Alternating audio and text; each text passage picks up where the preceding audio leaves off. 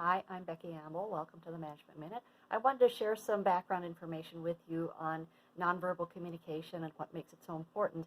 And I don't know what the source is. I've got some information here and I don't really have an identification. So I will share some of these points with you. Nonverbal communication is important because it gives other people and us valuable information about a situation depending on how a person might be feeling. Sometimes it gives information and how to approach a person or a group of people. So we want to pay attention and develop our ability to read nonverbal communication as much as we can. There's a lot of information on it. Books have been out for years and years, and seminars and everything else, so you can dig into it more. I just wanted to share some of the ideas about what makes it important. So here we go. First is it supports your message. When you're having a conversation, doing a presentation, one-on-one conversation with someone or whatever, nonverbal cues can emphasize and underscore the content of your message. For example, if you are using hand gestures, you can indicate the importance of an idea by your gestures and tell your listeners to pay attention and remember a key point. So second point is communicate messages. You may also use nonverbal to communicate with others. So an example here is explaining a sentiment you admire or agree with, and you might nod your head up and down to express your support with that message if someone else is speaking. The third point is that it communicates intention. So your body language can also indicate your intention or unintentionally express your current opinion or situation. So for example, people may pick up nonverbal cues that you are being dishonest, unengaged, excited, or aggressive. So depending on what kind of nonverbal communication you're using, it communicates different things, and they can pick them up on us as well as we can pick them up on others.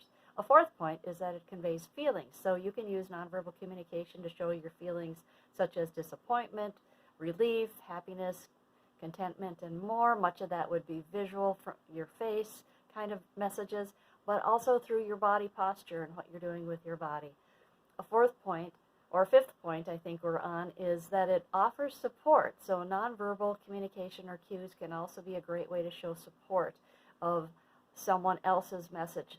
So it's a simple smile, or it might be a pat on the back, or what might be appropriate these days.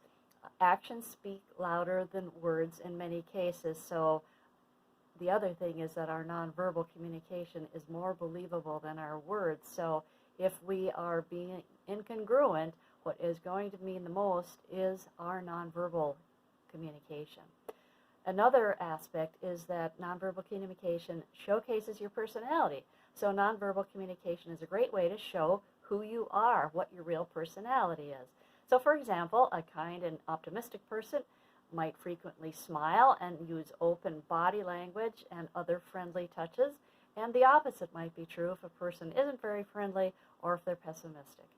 And another point is that it indicates a desired action. So this is kind of funny, and I'm sure you've seen this happen. So let's just say that someone is standing in your office, or you're in a conference room and that person edges towards the door. Well, that's an indication that your time for meeting or talking is probably running to a close. So things also like raising your hand or putting your hand out to meet someone, different things will communicate desired action. And the last point I wanted to share is that nonverbal communication can de-escalate tension, and this can be very valuable. So using a calm voice tone, using open body language, and also certain directive gestures might help to resolve a difficult situation. So keep in mind, if things do get a little bit tense or heated, the old saying that we give our kids is use your words. However, use your nonverbals as well, because that can help diffuse a situation.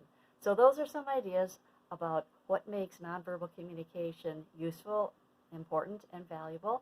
And maybe you got a couple ideas that you could use. Thanks.